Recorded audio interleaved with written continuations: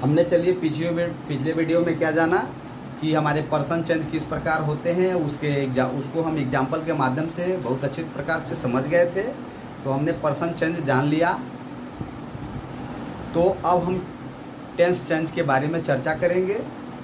तो tense change भी आवश्यक है, लेकिन इससे पहले जो कुछ इंट्रोगेटिव सेंटेंसेस होते हैं उसके विषय में भी चर्चा कर लिए जाए कि हमारे इंट्रोगेटिव सेंटेंस अगर डायरेक्ट स्पीच में रहेंगे तो उसको कैसे चेंज करेंगे हम डायरेक्ट स्पीच में।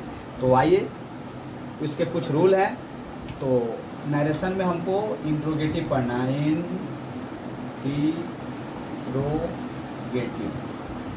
इंट्रोगेटिव सेंटेंस वाले डायरेक्ट स्पीच को हम इनडायरेक्ट स्पीच में कैसे बदलेंगे। तो यहाँ पे कुछ रूल देंगे। जैसे जो रिपोर्टिंग वर्ब जो होगा उसमें जो से या जो सेड होगा उसको हम आस्क में बदल देंगे। किसमें बदलेंगे? आस्क में बदल देंगे। अगर पास्ट में होगा तो आस्क में बदल देंगे। ठीक। उसके बाद जो वक्ता की कही हुई बात अर्थात रिपोर्टेड स्पीच है, जो स्पीकर ने बोला है, तो अगर वह किस में रहेगा? इंट्रोगेटिव में।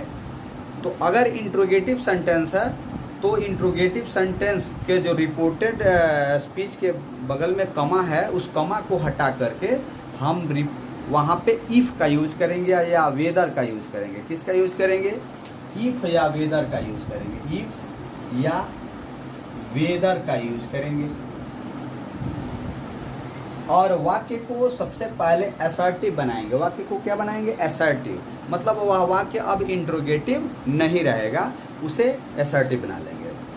यदि वह वाक्य डबल इंट्रोगेटिव से शुरू हुए होंगे, वक्ता की जो कही हुई बात अगर डबल इंट्रोगेटिव होगी तो हम डबल इंट्रोगेटिव के उपलक्ष्य में अगर इन्वर्टेड कमा हटाते हैं तो वहाँ पे इफ़ का यूज और वेदर का यूज न करके जो उसमें क्वेश्चन वर्ड आए हैं जैसे what, when, where, why, how, यही शब्द वहाँ पे बीच में इन्वर्टेड कमा को हटाकर यूज कर देंगे और वाक्य को असर्टिव बना देंगे। क्या समझे आपने कि हमें बीच में इफ़ या वेदर लगाना है?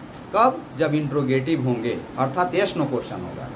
और जब वह डबल इंट्रोगेटिव होंगे तो इसके लिए व्हेन, व्हाट जो शब्द यूज होंगे तो इन्वर्टेड कमा को हटाकर उन्हीं शब्द का प्रयोग वहाँ कर देंगे। इफ और वेदर का प्रयोग नहीं करना है और वाक्य को असर्टिव बनाना है। और इसमें रिपोर्टिंग स्पीच में प्रयोग जो हुआ, रिपोर्टिंग वर्ब में जो प्रयोग हुए हैं से उनको हम आस्क के रूप में बदल देंगे। तो आइए एग्जाम्पल के माध्यम से जानते हैं। जैसे Sita says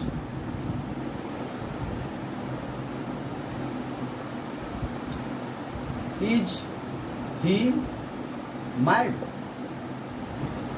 Is he mad? Sita कहती है कि क्या वह पागल है। सीता कहती है कि क्या वह पागल है। तो आपने क्या नियम देखा कि यहाँ जो इन्वर्टेड कमा लगे हैं, इसके बीच में अगर इंट्रोगेटिव अर्थात यस नो क्वेश्चन होगा तो बीच में इफ या वेदर का प्रयोग करना है। अगर यह डबल इंट्रोगेटिव रहता तो जो डबल इंट्रोगेटिव में जो क्वेश्चन वर्ड यूज होते उसी को हम वहाँ पे इन्वर्ट कमा के जगह पे रख देते। तो आइए देखते हैं।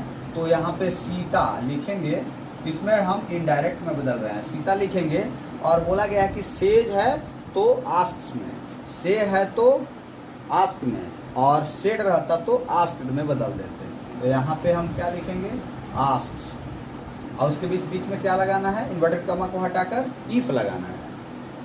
और वाक्य को असर्टिव बनाना है। वाक्य को असर्टिव बनाने का मतलब यह हुआ कि जो इंट्रोगेटिव जो वहाँ हेल्पिंग वर्ब लगे हुए हैं उसको हटा देना है। तो पहले यहाँ देख लेते हैं, पर्सन भी चेंज करना है। बाकी सारा रूल जो पिछला रूल है वो सारा लगता ही रहेगा। पर्सन चेंज हमेशा होता रहेगा।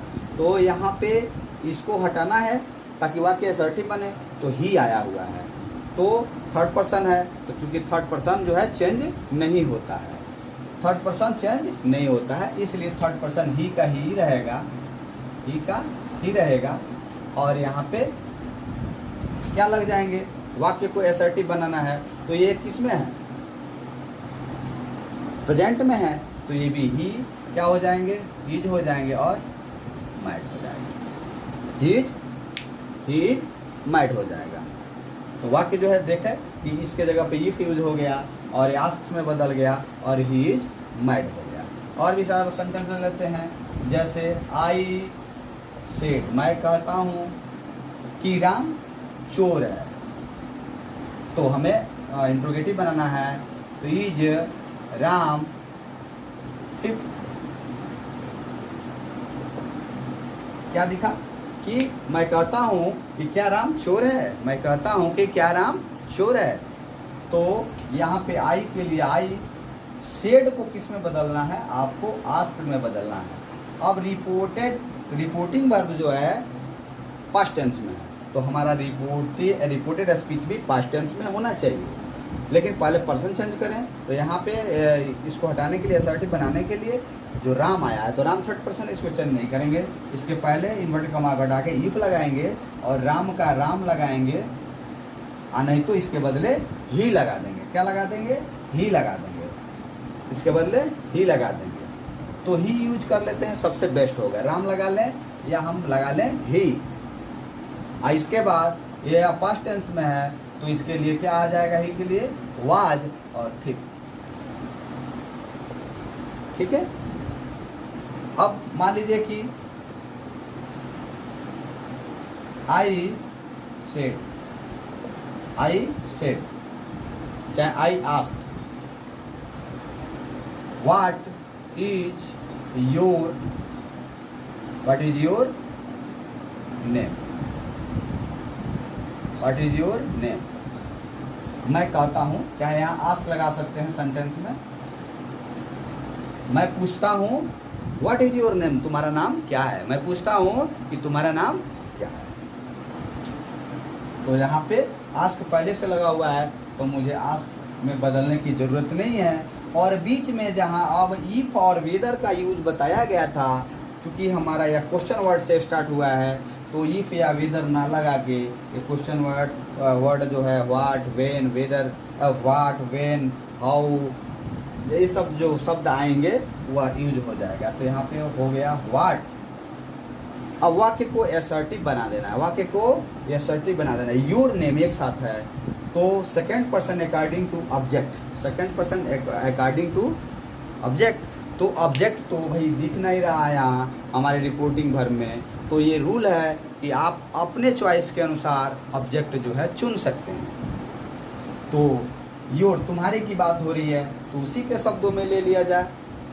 मैं पूछता हूँ कि तुम्हारा क्या नाम है, तो कौन, मैं पूछ रहा हूँ, तो यहाँ पे मेरे ही द्वारा लिया जाए। तुम्हारा नाम है, तो यहाँ पे माई नेम, और क्या आ जाए, वाज ना आके ईज आ जाएगा। क्यों, अगर यहाँ पे पास्ट रहता तो यहाँ पे वाज आ जाता, यहाँ पे पास्ट रहता तो यहाँ पे वाज आ जाता, यहाँ पे फ्यूचर रहता तो यहाँ पे फ्यूचर का यूज होता, लेकिन यहाँ ईज है। तो माई नेम इज, बस हमारा सेंटेंस क्लियर हो गया। अब इसमें नाम वगैरह नहीं। तो I ask what is your name, I ask what my name is. Second person according to object के अनुसार बदलता है ऑब्जेक्ट में। तो मी, आई आस्क में मैं मुझसे पूछ रहा हूँ या तुमसे पूछ रहा हूँ, तो योर नेम यहाँ भी लिख सकते हैं, लेकिन इसको चेंज करना आवश्यक है।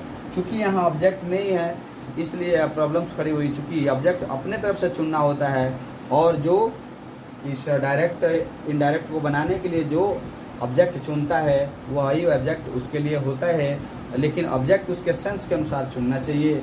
Thank you. इस वीडियो में हमने क्या देखा कि इंट्रोगेटिव सेंटेंस के विषय में जाना, समझा, और आप ये इनका प्रयोग देखें। तो अगर वीडियो जो है आपको अच्छा लगता हो तो लाइक और सब्सक्राइब करेंगे। थैंक्स।